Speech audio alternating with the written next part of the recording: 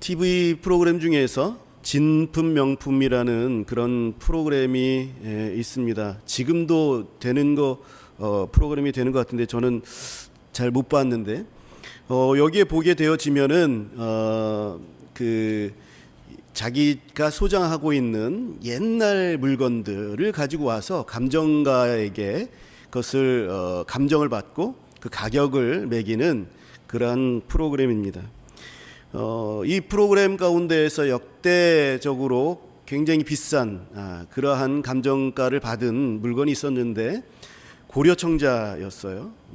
고려청자를 보니까 아주 잘 보관이 되어서 깨끗하게 아주 잘 되어 있었던 것 봅니다. 한 25억의 가치가 있었던 것이 지난해 22년 1월 30일경에 아마 방영됐던 그런 프로그램에서 있었던 일이었습니다. 이 수십억 하는 도자기의 가치가 있는 그 이유를 보게 되면 오래되고 또 희귀하고 또 역사적인 그러한 역사성이 있어서 이기도 하지만은 또 그만큼 오래됐는데 깨끗하고 온전하게 보관이 잘 되어서 그래서 더 가치가 다른 도자기들보다 더 있게 된 것이다 라는 것이죠. 그러니까 값어치가 있으려면 흠이 없이 잘 보관이 되어야 하는 것입니다. 그런데 종종 이런 비싼 이 작품이 그만 실수로 산산조각이 나는 경우들이 있습니다. 그렇게 되면 이 값어치가 순식간에 땅으로 떨어지게 되지요. 그래서 그 도자기의 주인에게는 이것이 절망적일 수밖에 없습니다.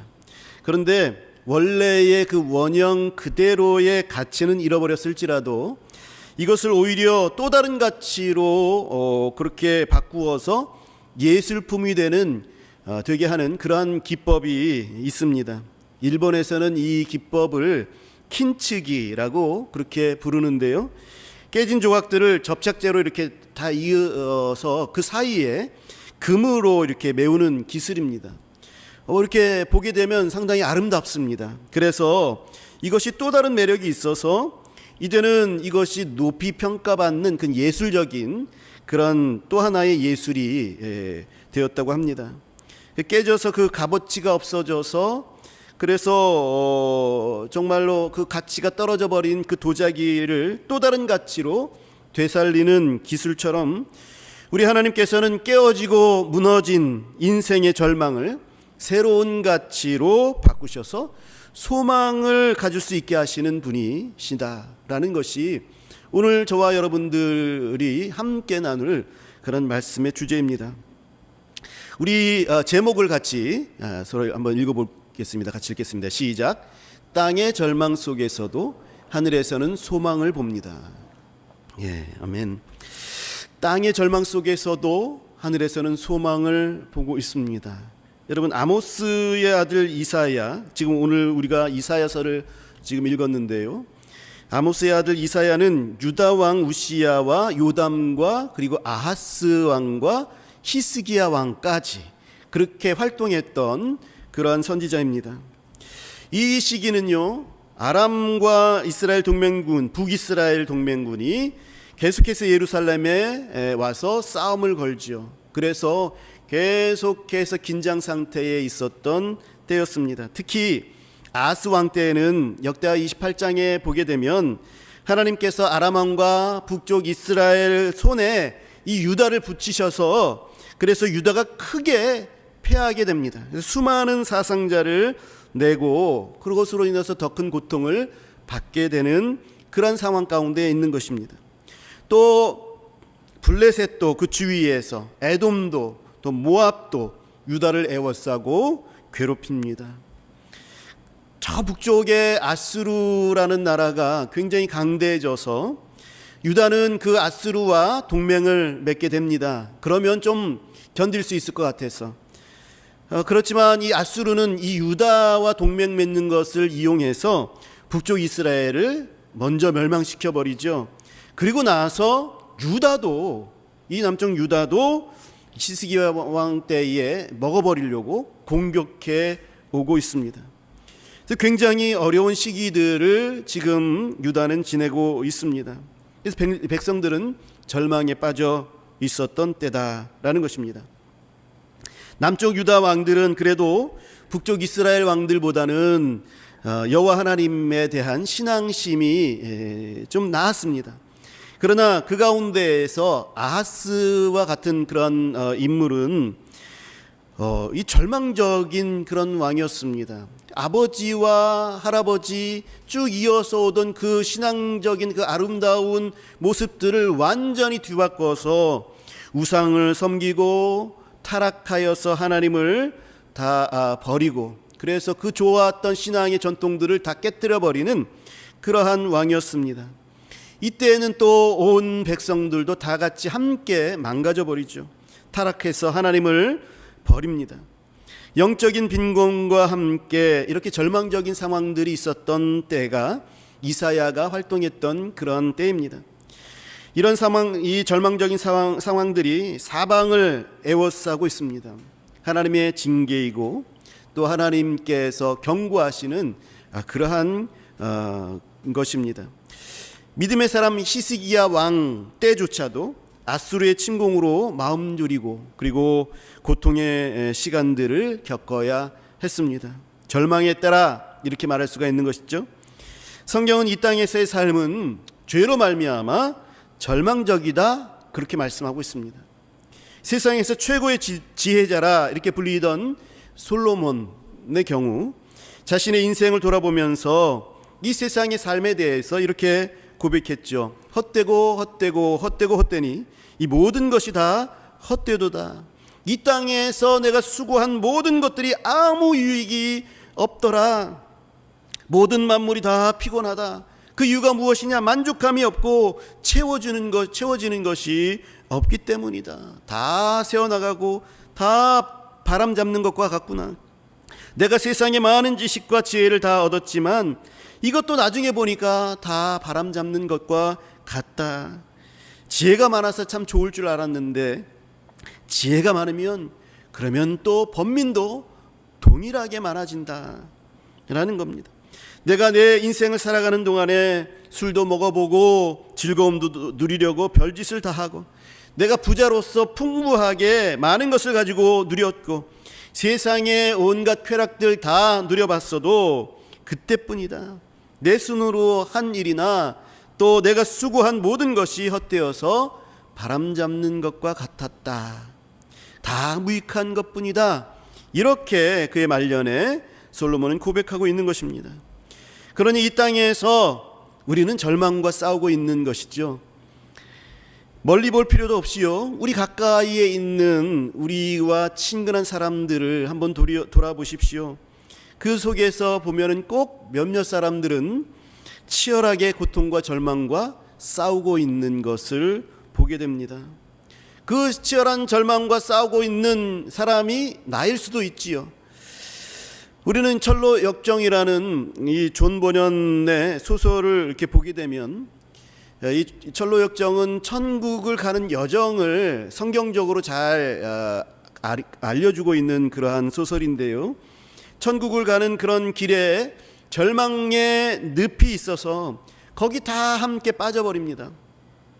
이 절망의 늪을 맛본 사람들은 대부분 천국을 향하여서 가는 길을 돌이켜서 다시 자기가 살던 곳으로 돌아갑니다. 왜냐하면 여기에 빠진 사람들은 이 절망 때문에 대부분 진리를 의심하게 되고 회의를 경험하기 때문에 그렇습니다. 이 땅의 절망은 참 헤어나오기 힘든 그러한 것을 말해주고 있습니다. 그래서 이 땅을 살아가는 동안에 반드시 절망의 늪을 우리는 지나고 거기에 한 번, 두 번쯤은 우리가 빠지게 되는 것이죠. 그것이 이 세상입니다. 우리나라가 경제적으로 참 많이 성장했다고 하지만 그 성장한 대로 또 걱정거리들이 또 많이 있습니다. 성장한 경제를 유지해야 하고 또 시대적인 상황들이 굉장히 어려워서 이것들을 어떻게 풀어가야 우리가 계속해서 성장해 갈 수 있는지가 고민이고, 또 그런데 시기적인 상황들이나 이런 모습들을 보게 되어지면 녹록치 않은 그런 모습들을 보면서 내년에는 더 어렵다라는 그런 내용들을 들으면서 참 마음이 좋지 않죠. 실제로 물가가 지금 너무 많이 올랐습니다. 식당에 가게 되면 어느새 이렇게 2,000원, 3,000원씩 막 뛰고 있는 것을 보게 되죠. 또 내 주위를 이렇게 돌아보게 되면 부채에 시달리는 사람들이 그렇게 많이 있는 것을 보게 됩니다. 그래서 심각하게 허덕이는 사람들을 쉽지 않게 어렵지 않게 찾아볼 수가 있는 것이죠. 사업이나 직장도 예전보다 좋지 않는 그런 것을 느낄 수가 있습니다. 이럴 때 우리는 절망을 느끼게 되지요. 직장 취업이 안 되는 젊은이들, 결혼의 기회를 얻지 못하는 젊은이들, 절망감을 느낍니다. 수능을 본 아이들 가운데에서도 붙은 아이들은 참 기쁨이 있고 즐거움이 있지만 떨어진 그런 아이들은 절망하게 되지요. 나이가 들어가면서 여기저기 아픕니다. 몸에 생각지도 못한 병들이 생기게 되어지면 참 마음이 무겁고 또 절망감이 들게 됩니다. 나에게는 먼 얘기인 줄 알았는데 내가 그 병에 걸리다니 하는 그런 생각들이 들어서 도대체 그 이후에 나의 삶은 어떻게 될까 무섭습니다. 사람들이 잘 살아가는 것처럼 그렇게 보이죠. 세상을 이렇게 보게 되면 활기차게 뭔가 바쁘게 그렇게 돌아가는 것처럼 보이는데 사실 그 마음 가운데는 만족하지 못하는 삶을 살고 있어서, 그래서 우리나라의 행복지수를 살펴보게 되어지면 190 몇 개국 중에서 50매지에 그 위치를 하고 있습니다.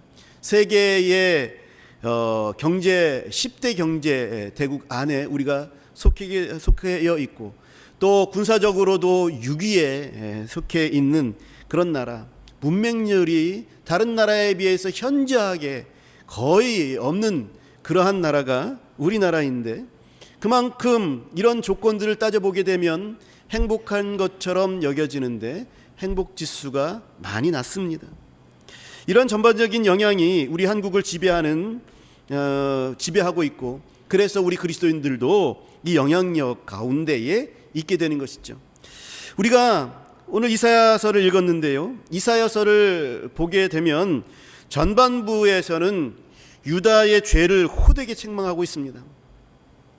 그리고 이렇게 저렇게 이 너희들이 계속해서 이런 상태 가운데 회개하지 아니하고 나에게 돌아오지 아니하면 무서운 심판이 너희에게 있을 것이다 라고 경고의 메시지를 줍니다. 그리고 결국 너희들은 포로로 잡혀가게 될 거야 라고 하면서 하나님께서 호되게 가르치고 계십니다.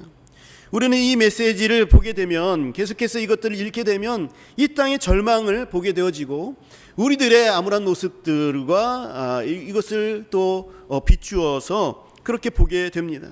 그런데 이사야 후반부부터는 이 메시아를 이야기하고 있고, 그리고 회복을 이야기하고 있고, 그리고 희망을 이야기해주고 있습니다. 이 이사야서는 땅의 절망이 있는 현실에 하늘의 소망을 보여주고 있는 성경이다라고 그렇게 말씀을 드릴 수가 있겠습니다. 땅에서 부정적이고 절망적인 어려움들이 계속되고 있지요. 이 절망은 하나님을 찾지 않고 배신하는 절망도 같이 포함되어 있습니다. 그러면 하늘에서도 하나님께서는 이 땅이 이 절망으로 가득 차 있고 하나님을 배신하는 그 배신함으로 가득 차 있기 때문에 더 절망으로 내버려 두고 더 심판으로 몰아가셔야 하는데, 징계하셔야 되는데, 하나님께서는 이 절망을 바꾸어서 소망을 주시려고 엄청난 에너지를 쏟아붓고 계시는 거예요. 그리고 그것을 약속하고 언약하여 주시고 계시는 것이 이 이사야서입니다. 여러분, 우리는 하나님께서 전능하신 분이시기 때문에 말씀으로 한번 그냥 말씀만 하시면 아주 쉽게 절망을 소망으로 바꿀 수 있다, 그렇게 생각합니다. 그래서 우리는 이 소망을 주신 가치, 우리 하나님께서 절망을 바꾸어서 소망을 주실 때에 그것의 값어치에 대해서 너무나도 쉽게 생각합니다. 그러나 우리는 우리가 이렇게 싸질러 놓은 이 절망의 세계를 죄로 말미암아 우리에게 계속해서 이런 절망들이 오게 되어지는 이 상황들을 소망으로 바꾸시기 위해서 우리 하나님께서 가지셔야 했던 그 희생, 그것이 얼마나 큰지에 대해서는 잘 생각하지 못합니다. 자꾸 절망 속으로 빠져들어가는 우리에게 우리 하나님께서 소망을 주시기 위해서 그래서 하셔야 했던 것이 무엇이냐면 하나님이 인간의 몸을 입으시고 이 땅에 오신 것입니다. 오늘 찬양대에서 찬양했던 것처럼 임마누엘 하시려고 인간의 몸을 입으시고 아기의 몸으로 내려오셨다라는 것입니다.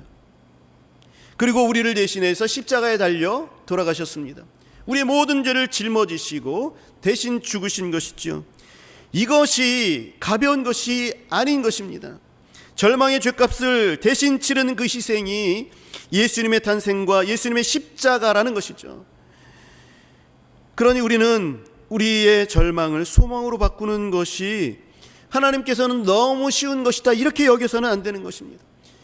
이렇게 여기고 대수롭고 쉽게 넘어가서는 안 되는 것이죠. 나를 위한 무한한 희생과 고통을 감수하여 주시고 또 그것으로 말미암아 우리에게 자기 자신을 대폭적으로 피조물로 낮추신, 그래서 죽기까지 그 죄악들을 담당하신 우리 예수 그리스도 그 사랑에 우리는 감사해야 하는 것입니다. 오늘 본문에서도 하나님은 광야와 메마른 땅에 사막과 같은 죽음만이 있었던 곳이 기뻐하며 즐거워하는 곳으로 회복됨을 선포하고 있습니다. 여러분, 그냥 쉽게 선포하시는 것 같죠. 툭툭 우리 하나님께서 내가 그렇게 할 거야 던져주신 것 같죠. 그렇지만 여기에는 비장한 우리 하나님의 희생이 포함되어 있는 그런 비장한 각오를 말씀하고 계시는 거예요. 우리 하나님의 영광과 아름다움을 보게 되리라. 우리 하나님께서 오늘 1절에서 말씀하고 계시죠. 아름답다 하는 것은요, 가장 완벽한 만족을 말하는 겁니다. 내가 만족스러울 때에 미적인 감각들, 내가 생각하는 그 아름다움의 그 조건들이 채워졌을 때에 그때 우리는 아름답다라고 얘기하는 겁니다. 경치가 참 아름답다고 할 때에 우리는 우리의 아름다움의 그 기준을 다 충족시켰기 때문에 아름답다라고 하는 것이죠. 저는 아름다운 것을 보아온 것 중에서 기억에 남는 참 아름다운 광경이 있었는데 그것이 무엇이냐면 아기에게 젖을 주는 어머니의 모습이었습니다. 어렸을 때 버스를 타고 가는데 아기를 안고 있던 어떤 엄마가 배고파 우는 아이에게 몸을 이렇게 돌려서 이렇게 감추면서 그 아기에게 젖을 줍니다. 많은 사람들이 있었음에도 불구하고 아이에게 젖을 물려서 주는 그 모습들을 보는데 그것이 저에게는 정말로 아름답게 보였어요. 세상에서 가장 아름다운 모습이 자기 아이에게 젖을 먹여주는 그런 엄마의 모습이 아닌가, 지금도 저는 그렇게 생각하고 있습니다.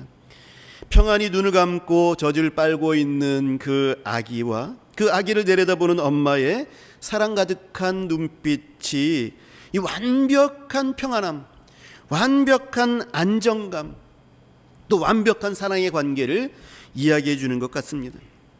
모든 것을 다 주려는 엄마와 그 사랑을 받아서 만족하고 또 안심하고 평안한 그런 아이의 모습이 하나님과 우리의 관계다라는 것이죠. 모든 것을 다 주시려는 이 엄마의 관계를 이사야 49장 15절에서도 말씀하고 있습니다. 이것이 나와 너희들의 관계다라고 말씀하고 있는데요. 여인이 어찌 그 젖 먹는 자식을 잊겠으며 자기 태에서 난 아들을 긍휼히 여기지 않겠느냐? 그들은 혹시 잊을지라도 나는 너를 잊지 아니할 것이라. 우리 하나님께서 말씀하고 계시는 것이, 여인이 젖 먹이의 그 자식들에 대해서 사랑하는 그 사랑만큼은 세상 어디에 내놔도 바뀔 수 없는 큰 가치가 있는 그런 것이고, 이것이, 이 긍휼함과 이 사랑은 우리 모두가 다 알고 느끼고 있는 것인데, 혹시 그들은 잊을지라도 나는 결코 그것을 잊지 아니할 것이다, 너희를 잊지 아니할 것이다 말씀하고 계십니다. 이 절망적인 세상에서 살아가고 있는 백성들에게 하나님은 저 하늘의 소망의 메시지를 주고 계시는 것이죠. 우리 하나님의 아름다움을 보리라. 우리 하나님의 아름다움을 보리라. 이 말씀은 우리가 진짜 소망을 얻게 될 것이다 라는 말씀입니다. 어떤 영적인 전쟁, 어떤 희생, 어떤 전쟁을 치르더라도, 희생을 치르더라도 내가 기어코 이 소망을, 이 아름다움을 너희에게 주겠다라고 말씀하시는 말씀이에요. 그래서 내가 너희를 사랑하는 나의 사랑을 너희가 안다면 절망을 견뎌내고 소망을 갖고 그리고 담대하라 말씀하고 계시는 것입니다. 겁내는 자들아 굳세어라, 두려워하지 말라, 하나님이 갚아주실 것이고 구해 주실 것이다 라고 말씀하고 계시는 것이 오늘 4절의 말씀이죠. 이 갚아주시고 구해 주시겠다라는 이것이 엄청난 하나님의 희생의 값인 것입니다. 갚아줄 때에는 내가 값을 대신 치러주는 것이죠. 우리가 벌려놓은 그런 수많은 빚들을 우리 하나님께서 자기 자신의 것을 통해서 대신 갚아주시는 겁니다. 구해주시는 것도 자기 희생을 하여서 구해주시는 것이죠. 그것이 무엇입니까? 예수 그리스도의 십자가의 희생 아니었겠습니까? 세례 요한이라는 분이 계시죠. 이분은 예수님보다 먼저 천국을 선포하셨고 예수님의 길을 닦아 놓으신 분이십니다. 이 세례 요한이 감옥에 갇혀서 죽음을 앞두고 있는 때에 이제 예수님께서 빨리 왕으로 나서셔서 세상을 다스리시고 하나님의 나라를 세우셨으면 좋겠는데, 감옥에 갇혀서 이제 죽음이 임박한 상황 가운데에서도 예수 그리스도께서 그렇게 나설 기미를 보이지 않고 계십니다. 그저 복음을 전하고 병자들을 열심히 고치시는데 왕으로서 되실 그런 행동들을 보이고 계시지 않는 거죠. 그러니 세례 요한이 예수님께 사람을 보내서 여쭙니다. 오실 그이가 정말 당신이십니까? 아니면 우리가 더 다른 일을 기다려야 합니까? 자신의 죽음이 임박했는데 기대했던 모습이 나타나지 않으니까 답답한 거죠. 의심이 가고 또 회의가 생기는 것입니다. 아마도 절망하는 마음도 생겼던 것 같습니다. 예수님께서 나로 인하여서 실족하지 않는 자가 복되다 말씀하셨던 것을 보게 되면 아마도 이 세례 요한이 잠시 동안이라도 시험에 들었던 것 같습니다. 예수님은 세례 요한에게 내가 오리라 했던 그 그리스도가 맞다라고 답변해 주시죠. 그런데 이 답변으로 사용한 성경 구절이 바로 이 오늘 읽은 이 이사야 35장 5절의 말씀인 것이죠. 그때 맹인의 눈이 밝을 것이며 못 듣는 사람의 귀가 열릴 것이며 그때 저는 자는 사슴같이 뛸 것이며 말 못하는 자의 혀는 노래하리니, 이 말씀을 인용하여서 이 말씀을 세례 요한에게 전하라 그렇게 말씀하고 계신 거죠. 무슨 말씀입니까? 이사야 35장 이 5절에서 말씀하신 그대로 예수님께서 메시아로 그리스도로 오셨다라는 것입니다. 절망했던 세례 요한은 답을 얻었죠. 이 세상에서 우리가 자주 하게 되는 그러한 말이 있습니다. 절망스럽고 어려울 때에 주님 너무나도 힘들고 어렵습니다. 언제까지 내가 이것을 기다려야 하고 또 견뎌내야 합니까? 이러한 질문은요, 세례 요한이 질문했던 것과 같이 오실 그이가 당신이십니까? 하는 질문과 일맥상통하는 것입니다. 사랑하는 성도 여러분, 예수 그리스도께서 오셨습니다. 그리고 예수 그리스도께서 우리의 소망이신 것이죠. 절망의 땅을 향하여서 하늘에서는 소망을 보고 있는 겁니다. 우리가 절망하면요, 하늘에서는 그 즉시 우리에게 소망을 이루시려고 엄청난 움직임을 가지시는 거예요. 이 땅에 절망이 가득 찰수록, 우리가 절망을 느끼면 느낄수록 저 하늘에서는 분주해집니다. 왜냐하면 이 절망을 바꾸어서 소망을 주시는 그런 하나님의 역사, 하나님의 일하심, 전쟁과 같은 그런 일하심, 희생, 이런 것들이 시작되고 있는 것이거든요. 우리가 절망을 하게 되면 하늘에서는 소망을 주시하고 소망을 보게 되는 것입니다. 바뀌지 않은 것과 같은 현실과 어려움을 보면서도 하나님께서는 소망을 우리에게 말씀해 주고 계시는 겁니다. 걱정하지 말아라. 절망할 필요 없다. 오히려 소망을 가져라. 나는 불가능한 일을 가능하게 하는 여호와 하나님이다. 뜨거운 절망의 사막이 소망의 오아시스가 될 것이다. 메마른 땅이 변해서 샘이 펑펑 솟아나는 그러한 곳이 될 것이다. 내가 기엽고 그렇게 만들어낼 것이다 말씀하고 계시는 것이죠. 그러므로 이 말씀을 주시는 이유, 오늘 이 이사야 35장의 말씀을 우리에게 주시는 이유, 그리고 이사야 전체의 말씀을 우리에게 주시는 이유, 그 이유는 바로 우리로 하여금 땅의 절망 속에서도 하늘의 소망을 보게 하기 위함입니다. 반드시 내가 행하리니 절망 가운데서도 그것에 묻혀서 너희들은 실족하지 말아라. 그리스도께서 말씀하신 그대로 오신다. 그래서 이 소망의 증거가 되실 것이다. 이 말씀하고 계시는 것이죠. 실제적으로 예수님께서 2000년 전에 아기의 몸을 입으시고 이 땅에 오셨습니다. 그러니 이 땅에 오신 그 예수님이 바로 소망의 증거가 되는 것입니다. 예수님께서 사람의 몸을 입으시고 이 아기의 땅으로 이 땅에 오신 것, 이것은 소망의 증거를 보여주시기 위해서 낮아지신 것이고 희생하신 것이고 그리고 그만큼의 사랑의 행위를 우리에게 주신 것이죠. 오실 그이가 당신이십니까? 물을 때에 그렇다, 내가 너희의 소망이다 말씀하시는 것입니다. 그 예수님께서 2000년 전에 오셔서 그 구원을 완성하시고 우리에게 완전하고 완벽한 사랑을 주시고 그리고 승천하셨죠. 그래서 우리를 외롭게 내버려 두시지 아니하시고 성령을 주셔서 그 사랑이 여전히 우리와 함께 하시도록 했습니다.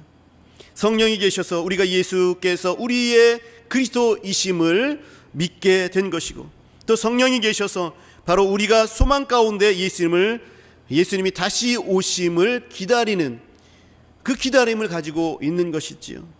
그러므로 이 세상을 살아가는 성도 여러분, 이 땅이 우리에게 소망을 주지 아니하고 절망의 음침한 모습으로 우리를 힘겹게 할 때에도 하늘의 소망을 보시기 바랍니다.